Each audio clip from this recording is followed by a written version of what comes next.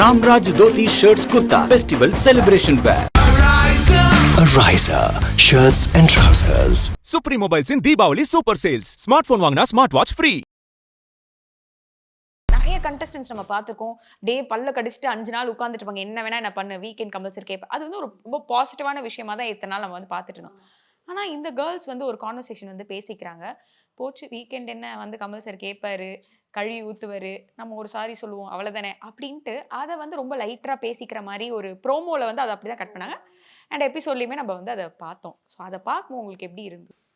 செம்ம காண்டா இருந்துச்சு. ஒன்று இதை வந்து 2 வாட்டி அவங்க சொல்லியிருக்காங்க. ஃபஸ்ட்டு வந்து சோஃபாவில் வந்து உட்காந்து லிவிங் ஏரியாவில் சோஃபாவில் உட்காந்துருக்கும் போது பூர்ணிமா தான் அதை சொல்கிறாங்க. சொல்லும்போது ஐஷு, பூர்ணிமா, மாயா இவங்க 3 பேர் இருக்காங்க. அப்பா வந்து என்ன சொல்கிறாங்கன்னா, இவ்வளோ விஷயங்கள் நடக்குது, கண்டிப்பாக கமல் சார் கேட்பாரு அப்படின்னும் போது ஐஷுக்கு ஒரு டவுட் வருது, நம்மளை திட்டுவாரோ அப்படின்ட்டு. பூர்ணிமா என்ன சொல்கிறாங்கன்னா, இல்லை அப்படி திட்டினாலும் என்ன மாதிரி எபிசோட் ஃபுல்லாக என்னை திட்டினாங்க, சிரிச்சுக்கிட்டே நான் கேட்டுக்கல, அந்த மாதிரி கேட்டுட்டு அந்த வீக் சம்பளத்தை வாங்கிட்டு சார் நான் பண்ணல சார், சாரி சார்னு சொல்லிட்டு போயிடலாம் அப்படின்ட்டாங்க. ஓகே, அதை வந்து ஆமாம் முன்னாடி நாள் அதை சொல்லிட்டாங்க ஆஃப்டர்நூன். நேற்று எபிசோடில் அது ப்ரமோவில் வந்துச்சு. அதாவது ஒரு வாட்டி சொல்லும்போது அது ப்ரமோவில் வரல, டெலிகாஸ்ட்லேயும் லைட்டாக வந்த மாதிரி தோணுது. பட் அதை திருப்பியும் வந்து அதே விஷயத்த வந்து நேற்று வந்து பூர்ணிமாவுக்கு எதிராக வந்த தீர்ப்புனால திருப்பி வந்து மாயாவுக்கு உள்ள நடந்த அந்த பில்லு, ப்ரொவிஷன் பில்லு, அந்த பிரச்சனையினால மாயா யோசிக்க ஆரம்பிச்சிட்டாங்க, நம்ம சைடு நிறைய தப்பு இருக்கு. ஸோ அப்படிதான் இவங்க கான்வர்சேஷன் அங்கே ஸ்டார்ட் ஆகி அதில் வந்து இவங்க சொல்கிறாங்க, பூர்ணிமா திருப்பியும் அதே வார்த்தையே சொன்னாங்க, கமல் சார் வந்து கேட்பாரு, சிரிச்சுக்கிட்டே நம்ம வந்து சாரி சொல்லிட்டு திட்டையும் வாங்கிட்டு சம்பளத்தையும் வாங்கிப்போம் அப்படின்னு. இது எப்படி இருக்குன்னா, இவங்க தப்பு பண்ணுவாங்க, அதுக்கு கமல் சார் துணை போகிற மாதிரி இருக்கு. ஆனால் அவர் அப்படி பண்ணலன்றது நம்மளுக்கு தெரியும். பட் அந்த அவங்க கான்வர்சேஷன் அப்படி தான் இருக்குது. நம்ம என்ன பண்ணாலும் சார் வந்து திட்டுவார், நம்ம சாரி கேட்போம், நம்மளை மன்னிச்சிடுவார், திருப்பி அடுத்த வாரம் புதுசாக தொடங்குவோம். இதை சார் அட்ரஸ் பண்ணி கேட்கணும். நான் உங்களுக்கு சப்போர்ட் பண்ணுறதுக்காக இங்கே வந்து ஹோஸ்ட்டாக இல்லைன்றதை சார் கேட்கணும். சார் கேட்டு இந்த மாதிரி கான்வர்சேஷன் திருப்பி வந்துச்சுன்னா ஒரு எல்லோ கார்டாவது கொடுக்கணும். கண்டிப்பாக இந்த வீக் வந்து எல்லோ கார்டு தருவாருன்னு நான் நம்புகிறேன். வெயிட் பண்ணி தான் அதை பார்க்கணும்.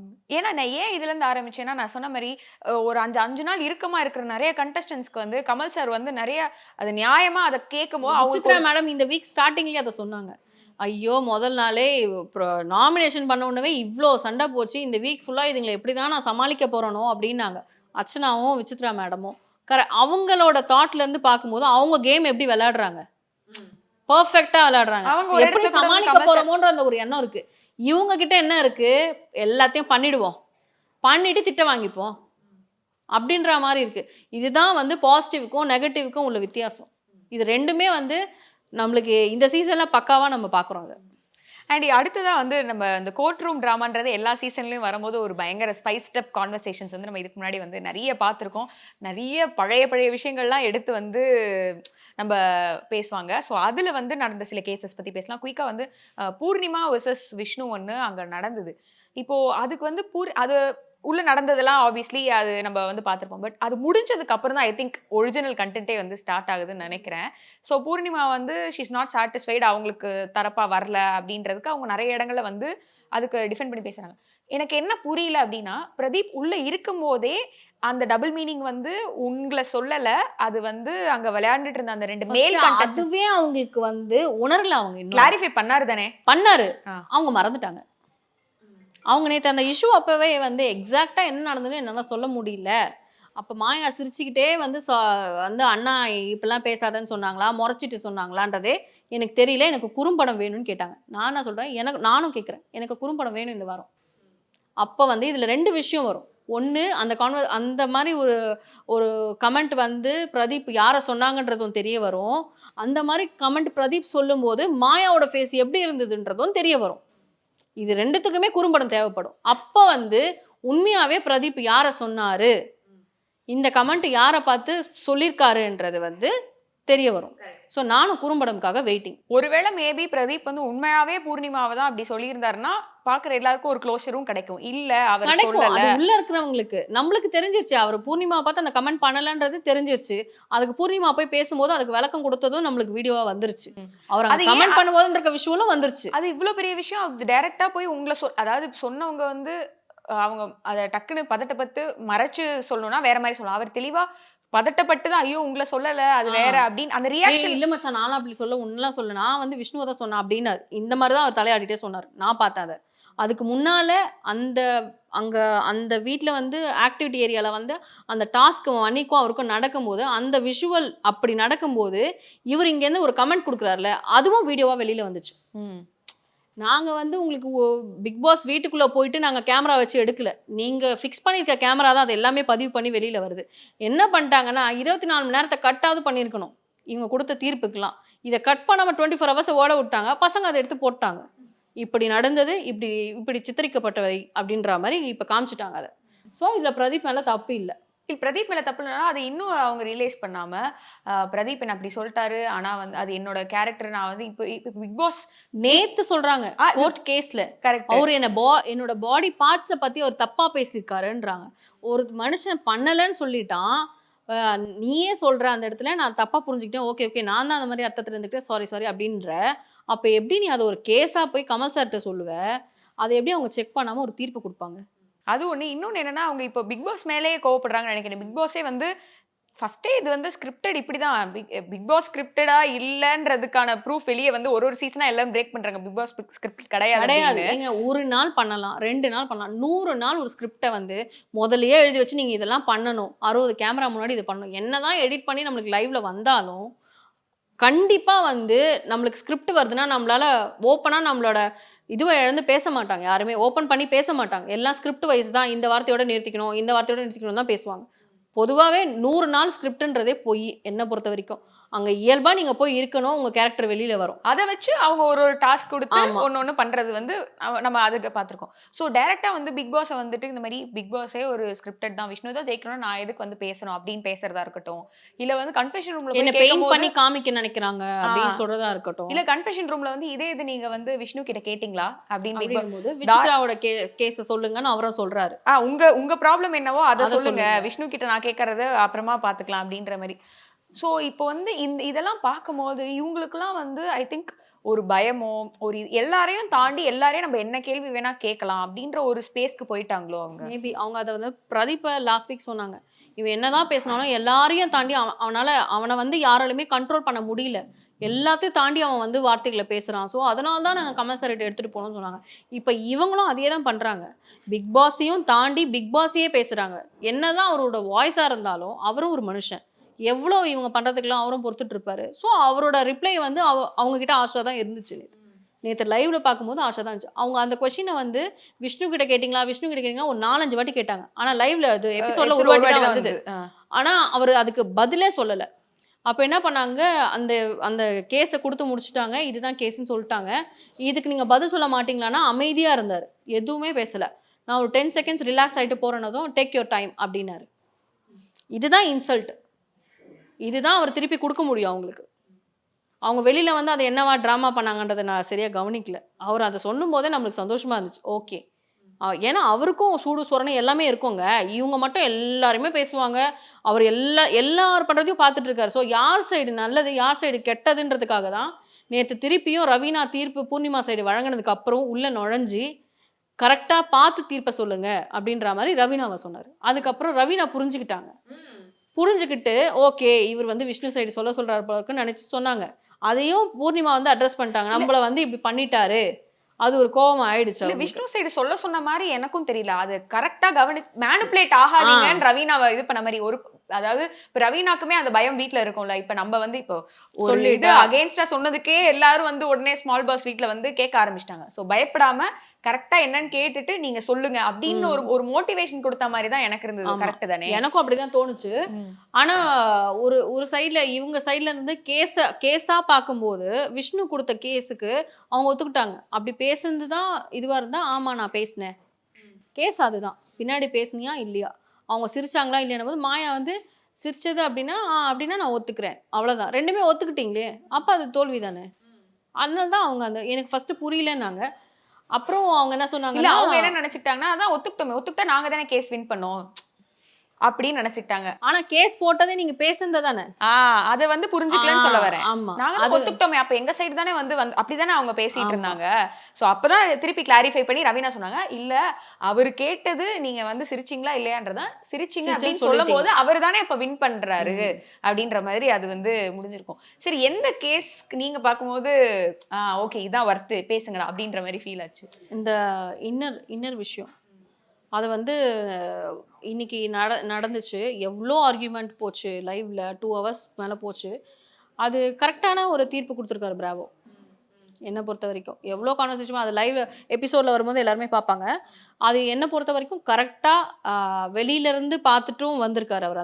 அந்த இஷ்யூவை பார்த்துட்டு வந்ததுனால இங்கே வச்சு சொல்கிறத வச்சு அவரோட கேஸ் வந்து டம்மியாக போட்டிருந்தாலும், பிராவோவை சொல்கிறேன், அவரோட கேஸ் அவர் டம்மியாவே கொடுத்துருந்தாலும் இந்த கேஸ்ல வந்து கரெக்டா பேசியிருக்காரு. இப்போ நிக்சனோட மைண்ட் செட் இப்போ எப்படியா இருக்கு? ஏன்னா வந்து உள்ளுக்குள்ள வந்து மாயா அண்ட் கேங் அவங்க என்ன பேசுறாங்கன்னா, அவர் என்ன போய் எல்லார்ட்டையுமே வந்து காக்கா பிடிச்சிட்டு இருக்காரு, எதுக்கு அவரோட ஸ்டாண்ட்ல அவர் ஏன் இருக்க மாட்டேங்கிறாரு அப்படின்னு ஒரு கான்வர்சேஷன் நீங்க வந்து பார்த்திருப்பீங்க. நிக்சன் கன்ஃபியூஸ்டா இருக்காரு, அவர் எந்த சைடு இருக்க போகணும் அப்படின்றது. அந்த வினிஷாவோட டாபிக் வந்தோடனே அவர் கன்ஃபியூஸ்ட் ஆயிட்டாரு, உஷாராயிட்டாரு. நம்ம பண்ண தப்புன்னு தான் தெரிஞ்சிருச்சு, ஆனா ஒத்துக்கிட்டா நம்ம மானம் போயிடுமேன்னு யோசிக்க ஆரம்பிச்சிட்டாரு. அதனால தான் உடனே அந்த இஷ்யூ வந்து நான் அந்த கண்ணோட்டத்துல பண்ணல, நீங்க அப்படி பார்க்காதீங்க, நான் அப்படி சொல்லலை அப்படின்னாரு. 10 வாட்டி தலையாட்டி சொன்னாரு. ஆனா நீ என்ன சொன்னாலும் நீ ஒரு பொண்ணை சொல்லியிருக்க, அப்ப அந்த இடத்து உணர்ந்து கூட ஒரு மன்னிப்பு கேட்க யாருக்குமே மனசு வர மாட்டேங்குது. நான் வந்து வினிஷா எதிர்க்கவே சொல்லியிருக்கேன்னா, வினிஷா என்ன அமைதியா இருக்கணுமா? அவங்க என்ன பொம்மையா? ஒரு பொம்மைக்கு கூட சொன்னா கோவம் வரும். நிஜமா சொல்றேன். அந்த பொண்ணு அந்த வீட்டுல இருக்கும்போது இந்த மாதிரி பண்ணான்னு தெரிஞ்சிருந்தா கண்டிப்பா வினுஷா அவனை அடிச்சுட்டு தான் வெளில போயிருப்பாங்க. கண்டிப்பா அடிச்சுட்டு வெளில போயிருப்பாங்க. ஏன்னா வந்த ஃபர்ஸ்ட் டே பிரதீப் கிட்ட சண்டை போட்டு அந்த கேப்டன்சி வாங்கினாங்க. அப்படி இருக்கிறவங்க கண்டிப்பா அவனை அடிச்சிருப்பாங்க. இப்போ மற்ற கண்டஸ்ட் எல்லாருக்குமே வந்து கொஞ்சம் டபுள் ஸ்டாண்டர்ட்ஸ் நிறைய இருக்கும்னு தோணுது. அவங்களுக்கு ஒன்று நடந்தா அது பெரிய விஷயம், ஆனா கொஞ்ச நேரத்துக்கு முன்னாடி அதே தான் இவங்க வந்து மற்றவங்களுக்கும் வந்து பண்ணியிருப்பாங்க. எஸ்பெஷலி ஜோவிகாவோட ரியாக்ஷன்ஸ்லாம் வந்து அந்த மாதிரி தான் இருக்கு. இப்போ ஜோவிகா யார்கிட்டயாவது பேசுறாங்க அப்படின்னா அவங்க நின்று பேசணும். முத காரியம் நின்று பேசணும். திரும்பி மூலாம் பண்ணா அவங்களுக்கு கோவம் வந்துருது. அதே இது இவங்களாம் வந்து விஷ்ணு கிட்ட கேட்கறாங்க என்ன விஷயம் அப்படின்னு சொல்லிட்டு, அவர் ஒன்று சொல்றாரு, முடிக்க கூட இல்லை, அதுக்குள்ள அவங்க திருப்பிட்டு அப்படியே மூஞ்சி திருப்பிட்டு அப்படியே போறாங்க. உடனே விஷ்ணு கேட்கிறாரு, இப்ப நீங்க என்கிட்ட வந்து கேட்டீங்க, இப்படி நீங்க வந்து திரும்பிட்டு போனீங்கன்னா என்ன அப்படின்னு தான் அவங்க திரும்பி நின்று பேசுறாங்க. இந்த மாதிரி இது அது அப்புறம் உள்ள போய் அதை வந்து வேற மாதிரி மேனிபுலேட் பண்ணி வந்து சொல்றாங்க. ஸோ இதெல்லாம் வந்து டபுள் ஸ்டாண்டர்ட்ஸ் தானே. இதே இது அவங்களுக்கு யாராவது பண்ணா அவங்க சும்மா இருப்பாங்களா, அமைதியா இருப்பாங்களா, ரெஸ்பெக்ட் எங்க அப்படின்னு திருப்பி ஆரம்பிச்சிருவாங்க, கேட்பாங்க. ரெஸ்பெக்ட் இல்லைன்னு சொல்லுவாங்க, என்னை வந்து மென்டலி டார்ச்சர் பண்றாங்கன்னு சொல்லுவாங்க, மைக்கை தூக்கி போட்டு பிக் பாஸ் பேசினாதான் பேசுவேன்னு சொல்லுவாங்க, இதெல்லாம் பண்ணுவாங்க. ஒருத்தர் குழந்தை அப்படின்ற ஒரு வார்த்தை சொன்னதுக்காக அழுகுறவங்கெல்லாம் இதெல்லாம் கண்டிப்பாக வந்து ஆப்போசிட்டில் பேசவே கூடாது. ஒருத்தவங்களை கலாய்க்கிறேன்னா அவங்க கலாய்ப்பானா நீ வாங்கணும். நீ எல்லாம் கலாய்ப்பாங்க தெரிஞ்சு தான் பிக் பாஸ்க்கு வந்திருக்கீங்க. அப்போ எல்லா கலாயும் ஏற்றுக்கோங்க. நீங்கள் கலாய்க்கும் போது அவங்க ஏற்றுக்கணும்னு நினைக்கிறீங்கல்ல, அவங்க ஏற்றுக்கிட்டு அழுகுறாங்கன்ட்டு அதையும் கலாய்க்கிறீங்கல்ல, அவங்க அழுகுறதை பார்த்து நீங்கள் சிரிக்கிறீங்கல்ல, பொய்க்காரின்னு சொல்கிறீங்கல்ல, ஜிப்பை மூடுன்றீங்கல்ல, அப்போது இதை நீங்கள் அக்செப்ட் பண்ணி தான் ஆகணும். கேம் மட்டும் விளையாடுறதுக்கு நீங்கள் வரல. எல்லா விதமான கான்வர்சேஷனும் உங்கள் காதில் விழும், நீங்களும் அதை ஆன்சர் பண்ணுவீங்க, நீங்களும் கொஸ்டின்ஸ் கேட்பீங்க, அவங்களும் பதிலுக்கு சொல்லுவாங்க. நான் மட்டும்தான் கேட்பேன், நான் பேசும்போது எல்லாரும் கேட்கணும். நான் பேசிகிட்டு இருக்கேன் 10 வாட்டி சொல்கிறல, அவர் பேசும்போது உன்னால் ஏன் அதை வந்து நின்று கேட்க முடியல? இல்லைன்னா நீ அவர்கிட்ட அந்த கொஸ்டினே கேட்டிருக்க கூடாது. கேஸ் முடிஞ்சிச்சா, அதை பற்றி பேசக்கூடாது, வெளில வந்துட்டு இருக்கணும்.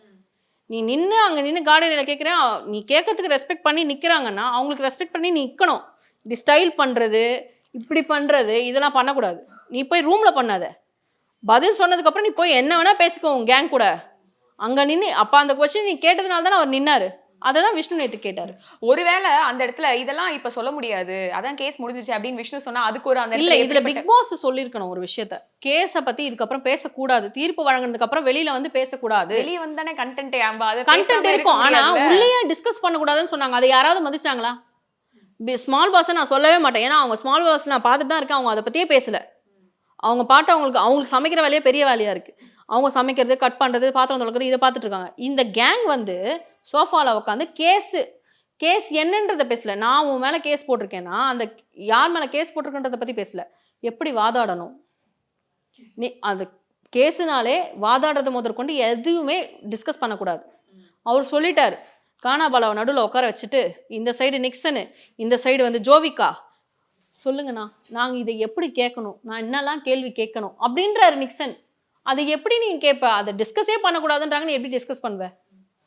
அதுதான் என்னோட கொஸ்டின். அப்போது அதுக்கே நீங்கள் மரியாதை கொடுக்க மாட்டேங்கிறீங்கல்ல பிக் பாஸ்க்கு, அப்படிதானே நம்மளுக்கு கேட்க தோணுது. அதுதான். One last question. பிரதீப் ட்விட்டரில் வந்து 2 ட்வீட் ஒன்று போட்டிருக்காரு, நீங்கள் பார்த்தீங்களா? பார்த்தேன். ஸோ அது காலையிலே அது மூஞ்சில் தான் நான் முடிச்சேன்.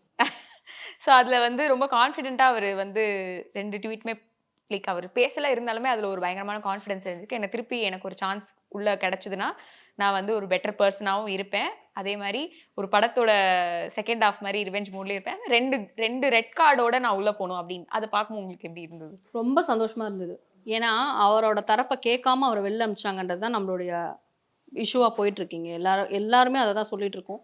அவருக்கு ஒரு பிரச்சனை இருக்குது, ஜஸ்டிஸ் ஃபார் பிரதீப்னு ஸ்டார்ட் பண்ணி இன்னி வரைக்கும் அதை பேசிகிட்டு இருக்காங்க அப்படின்னா அதுக்கு திருப்பி அவர் உள்ளே கூப்பிட்டா அவர் தரமாக போய் விளையாடுவார்ன்றது என்னோட நம்பிக்கை. ஆனால் அவரை பழி சொல்லி வெளியில் அமிச்சிருக்காங்க அப்படின்னா அந்த பழி முதல்ல உண்மையாக இருந்திருக்கணும். அப்படி இல்லாத பட்சத்தில் நீங்கள் அந்த கேஸை சரியாக, அதாவது குறும்படம்னு ஒன்று இருக்குது, 60 கேமரா இருக்குது, அதில் பதிவாயிருக்கும், அட்லீஸ்ட் அதையாவது பார்த்துருக்கணும். எதையுமே நீங்கள் பண்ணலை. அப்படி பண்ணாத போது அவர் ரெட் கார்டு கேட்குறது என்னை பொறுத்த வரைக்கும் தப்பாக தெரியல. என்ன தப்புன்னு சொன்ன அந்த 2 விஷயங்களும் தப்பாக தான் இருக்குது, அது சரி கூட கிடையாது. என் மேலே அதில் தப்பே கிடையாது. அதை நீங்கள் இது பண்ணாமல் என்னை வந்து சொல்கிறீங்கல்ல, ஸோ நான் வெளியில் அனுப்புவேன். யாரோட பொசிஷன்ல இருந்து நான் அந்த கார்டு எடுத்து பண்ணுவேன்றது தான் அதுக்கான அர்த்தம். யாருக்கு அந்த ரெட் கார்டு அவர் கொடுப்பாருன்னு நீங்க நினைக்கிறீங்க? நான் வந்து ஃபர்ஸ்ட் என்ன சொன்னேன்னா ஜோவிகாக்கும் மாயாக்கும் கொடுப்பாருன்னு நினைச்சேன். ஆனா 2 பேர்ல யாருன்னா ஒருத்தர் உள்ள இருந்தாதான் கேம் வேற மாதிரி மாறும். ஸோ ஜோவிகாவை அவர் விட்டுருவார். எனக்கு தெரிஞ்சு ஒரு பொண்ணோட லைஃபை சீரழிச்சிட்டு இருக்கதே நீ தான் சொன்னார் தெரியுமா நிக்சனை பார்த்து, அவருக்கு கொடுக்க வாய்ப்பு இருக்கு. சூப்பர். ஸோ ஒரு வீக்கெண்ட் எபிசோட்காக ஐ திங்க் எல்லாருமே வந்து காத்துட்டு இருக்காங்கன்னு நினைக்கிறேன். இதுக்கு முன்னாடி எந்த சீசன்லுமே வந்து இந்த அளவுக்கு ஒரு வெயிட்டிங் வந்து இருந்த மாதிரி எனக்கு ஞாபகம் இல்லை. ஸோ இந்த என்ன சொல்ல போறாரு, என்னென்ன விஷயம், ஏன்னா நிறைய விஷயம் இருக்கு பேசுறதுக்கு. எனக்கு 2 நாள் 10 மானே தெரியலன்ற மாதிரி தான் இருக்கு. ஏன்னா எல்லா நாளுமே ஒரு பிரச்சனை இருக்கு, ஒரு விஷயம் பேசுறதுக்கு இருக்கு, அட்ரஸ் பண்றதுக்கு இருக்கு. ஸோ பார்ப்போம் எதெல்லாம் வந்து சார் டிஸ்கஸ் பண்றாரு, எப்படி இந்த 2 நாள் தீபாவளி பட்டாசு வீட்டுக்குள்ள எப்படி எல்லாம் வெடிக்குது அப்படின்றத நம்ம வெயிட் பண்ணி பார்க்கலாம். Thank you. Ramraj Dhoti Shirts Kurta Festival Celebration Wear. Ariza Shirts and Trousers. Supreme Mobiles in Deepavali Super Sales. Smartphone வாங்கினா ஸ்மார்ட் வாட்ச் ஃப்ரீ.